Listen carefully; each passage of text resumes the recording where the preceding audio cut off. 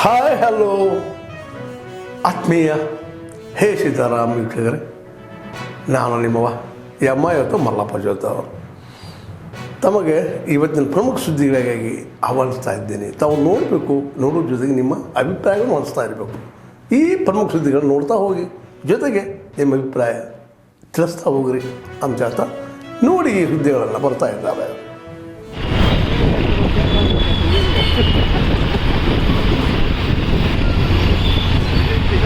ಅವನ ಅಭಿಗೆ ಕಾರ್ಕೊಡಿ ಎಲ್ಲರ ಹತ್ರ ಬೈತು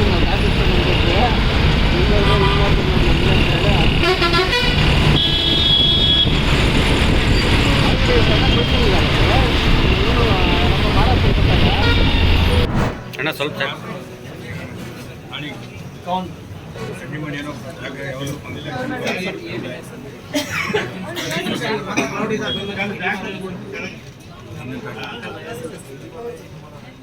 कलबुर्गी कौन सा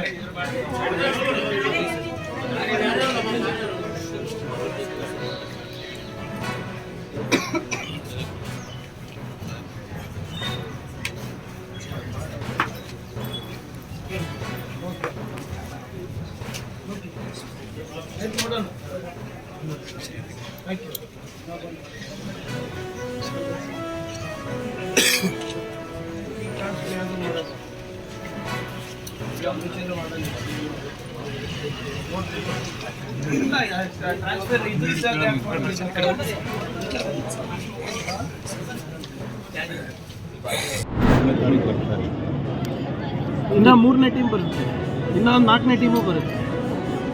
ಈಗ ಇದು ವಕ್ಫ್ ಇದೇನು ರೈತರ ಪರವಾಗಿ ಹೋರಾಟ ಅಲ್ಲ, ಇದು ಖುದ್ಕೋ ಬಚಾವ್ ಆಂದೋಲನ ನಡೆದಿದೆ, ವಿಜೇಂದ್ರ ಹಠಾವ್ ಆಂದೋಲನ ನಡೆದಿದೆ ಅಷ್ಟೇ.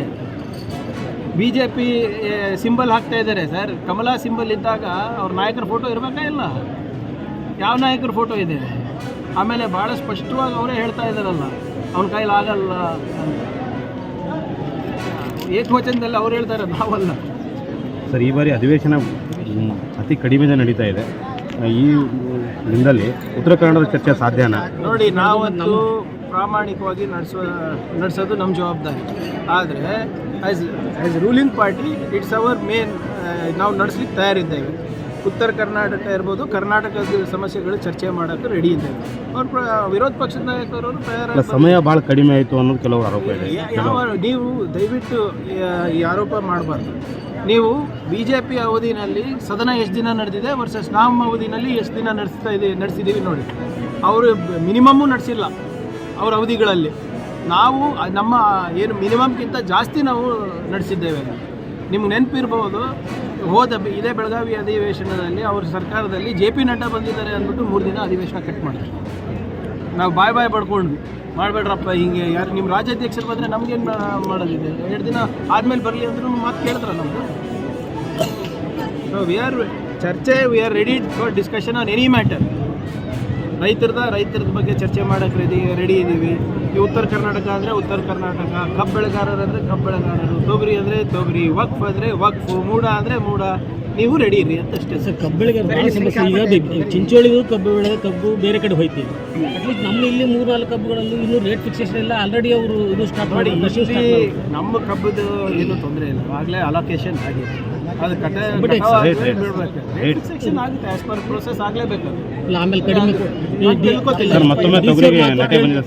ಅದು ನೆಟ್ಟೆ ಅಲ್ಲ, ಅದು ಆ್ಯಸ್ ಆಫ್ ನಾವು. ಯಾಕಂದರೆ ಇದು ಮೊನ್ನೆ ಹೋದ ವಾರ ನನ್ನ ಗಮನಕ್ಕೆ ಬಂದ ತಕ್ಷಣ ನಾನೇ US ಅವರಿಗೆ, ರಾಯಚೂರವ್ರಿಗೆ ಮಾತಾಡಿ ಅವರ ವಿಜ್ಞಾನಿಗಳನ್ನು ಕಳಿಸಿ ಅಂತ ಕೇಳಿದಾಗ ಅವರು ಕಳಿಸಿ ನಾವು 1 ವಾರ ಟೈಮ್ ಕೇಳಿದ್ರು. ಅವ್ರು ಮೊನ್ನೆ ಏನು ಹೇಳ್ತಾ ಇದ್ರು, ಇದು ನೆಟ್ಟೆ ಅಂತ ಇನ್ನು ನಾವು ದೃಢಪಡಿಸ್ಲಿಕ್ಕೆ ಆಗೋದಿಲ್ಲ, ತೇವಾಂಶದಿಂದ ಇದು ಹೀಗಾಗ್ತಾ ಇದೆ, ಸ್ವಲ್ಪ ಅದಕ್ಕೆ ಸರಿಪಡಿಸೋದು ಹೇಗೆ ಅಂದ್ಬಿಟ್ಟು ಕೂಡ ಅವರು ನಮ್ಮ ರೈತರಿಗೆ ಸಲಹೆಯನ್ನು ಕೊಟ್ಟಿದ್ದಾರೆ. ನಾನು ಕೂಡ ಅದನ್ನು ಮೊನ್ನೆ ತಮ್ಮ ಮುಖಾಂತರ ಜನರಿಗೆ ತಿಳಿಸಿದ್ದೇನೆ. ಆದರೆ ಇನ್ಶೂರೆನ್ಸಲ್ಲಿ ಕೂಡ ನಾವು ಈಗಾಗಲೇ ಯಾವ್ದು ಇದು ಇದೆ, ಅದನ್ನು ಪ್ರಕ್ರಿಯೆಗಳನ್ನು ನಾವು ಪ್ರಾರಂಭ ಮಾಡಿ 72 ಕೋಟಿ ಸುಮಾರಷ್ಟು ನಾವು ಆಗಲೇ ಅವರಿಗೆ ಕನ್ವಿನ್ಸ್ ಮಾಡಿದ್ದೀವಿ. ಪ್ರಾಬ್ಲಮ್ ಬರ್ತಾ ಇರೋದು ಯಾರು ಇನ್ಶೂರೆನ್ಸ್ ಇಲ್ಲ, ಯಾರು ಇನ್ಶೂರ್ಡ್ ರೈತರಿಲ್ಲ, ಅವ್ರಿಗೆ ಸ್ವಲ್ಪ ಸಮಸ್ಯೆ ಆಗ್ಬೋದು ಅಂತ ನನ್ನ ವೈಯಕ್ತಿಕ ಅಭಿಪ್ರಾಯ. ರಾಜ್ಯ ಸರ್ಕಾರ ಇಲ್ಲ, ನೋಡೋಣ. ಇವಾಗ ಇನ್ನೂ ಗೊತ್ತಾಗಿಲ್ಲ ಅಲ್ಲ, ಏನು ಲಾಸ್ ಏನಿದೆ, ಹೇಗಿದೆ, ಅದೇನು ಗೊತ್ತಿಲ್ಲ ಅಲ್ಲ. ಈಗ ನಾವು ಮುಂಜಾಗ್ರತವಾಗಿ ನಾವು ಅದೇನು ಗೊತ್ತಾದ ತಕ್ಷಣ ನಾವು ಎಲ್ಲ ನಮ್ಮ ಸೈಂಟಿಸ್ಟ್ಗಳನ್ನು ಕಳಿಸಿ ಫೀಲ್ಡಲ್ಲಿ ಬಿಟ್ಟು ಏನೇನಾಗಿದೆ ಅಂತ ನಾವು ತಿಳ್ಕೊಂಡಿದ್ದೀವಿ. ಸೊ ಅದಕ್ಕೆ ತಡೆ ಹಿಡಿಲಿಕ್ಕೆ ಏನು ಕ್ರಮ ತಗೋಬೇಕು ರೈತರು ಅದನ್ನು ಕೂಡ ನಾವು ಹೇಳಿದ್ದೀವಿ. So let us see how it goes.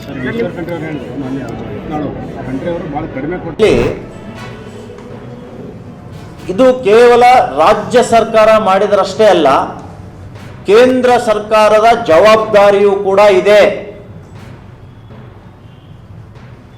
ನಾವು ಬ್ರಿಟನ್ನಲ್ಲಿ ಬಸವಣ್ಣನವರ ಮೂರ್ತಿ ಸ್ಥಾಪನೆ ಮಾಡಿದ್ದೀವಿ, ಅಮೆರಿಕಾದಲ್ಲಿ ಎಲ್ಲೆಲ್ಲೋ ವಿದೇಶದಲ್ಲಿ ನಾವು ಸ್ಥಾಪನೆ ಮಾಡಿದ್ದೀವಿ. ಆದರೆ ಇಲ್ಲಿಯ ಮೂಲ ಕುರುಹು ಬಸವಣ್ಣನವರದ್ದು. ಇದನ್ನೇ ನಾವು ರಕ್ಷಣೆ ಮಾಡದೆ ಹೋದರೆ ನಮ್ಮ ಸಂದೇಶ, ಬಸವಣ್ಣನವರ ವಿಚಾರ ಅಸ್ಪಷ್ಟವಾಗುತ್ತೆ. ಈ ಕಾರಣಕ್ಕಾಗಿ ಡಿಸೆಂಬರ್ 10 ರಾಜ್ಯದ 100ಕ್ಕೂ ಹೆಚ್ಚು ಮಠಾಧೀಶರ ನಿಯೋಗ ದೆಹಲಿ ಚಲೋ ಯಾತ್ರೆಯನ್ನ ಮಾಡಿ ಸರ್ಕಾರದ ಪ್ರಮುಖ ಸಚಿವರಿಗೆ ಮತ್ತು ನರೇಂದ್ರ ಮೋದಿಜಿಯವರಿಗೆ ಮೂಲ ಅನುಭವ ಮಂಟಪವನ್ನ ಅದು ಹಿಂದೂಗಳಿಗೆ ಬಿಟ್ಕೊಡುವಂತಹ ನಿಟ್ಟಿನಲ್ಲಿ ತಾವು ಕೆಲಸ ಮಾಡಬೇಕು ಅಂತ ಒಂದು ಮನವಿಯನ್ನು ನಾವು ಕೊಡೋರಿದ್ದೀವಿ.